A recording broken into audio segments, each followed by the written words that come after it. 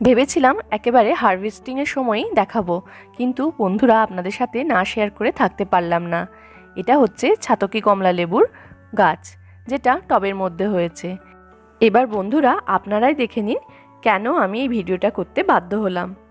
দেখুন লেবু গাছটার একটা ডালে কতগুলো লেবু এসেছে, এবং অন্যান্য ডাল থেকেও কিন্তু অনেক লেবু এসেছে।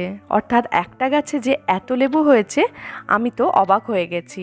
কারণ প্রত্যেক বছর ফুল তো অনেক অনেক বেশি পরিমাণে হয়, কিন্তু সবই প্রায় ঝরে যায়। আর এবছর তো এত এত বৃষ্টি হয়েছে যে ভেবেছিলাম ফল এবছর বোধহয় গাছে একটাও টিকবে না। সেই তুলনায় কিন্তু যথেষ্ট পরিমাণে ফল এসেছে গাছে, এবং সেটাও প্রায় ম্যাচিওর হওয়ার দিকেই আছে। কয়েকটা লেবু কিন্তু প্রায় পাকতে শুরুই করে দিয়েছে। তাই এখনও তো দেরি আছে, ভাবলাম ভিডিওটা করেই ফেলি এবং আপনাদের সাথে আমি শেয়ার করেই ফেলি। এখানে দেখুন একটা লেবুতে কিন্তু একটু কমলা ভাব গোড়ার দিকে এসে গেছে।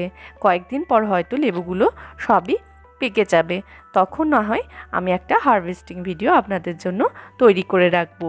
এখন আপনারা এই ভিডিওটাই এনজয় করুন বন্ধুরা, এবং ভিডিওটি ভালো লাগলে লাইক এবং চ্যানেলটিকে সাবস্ক্রাইব করে আমার পাশে থাকুন।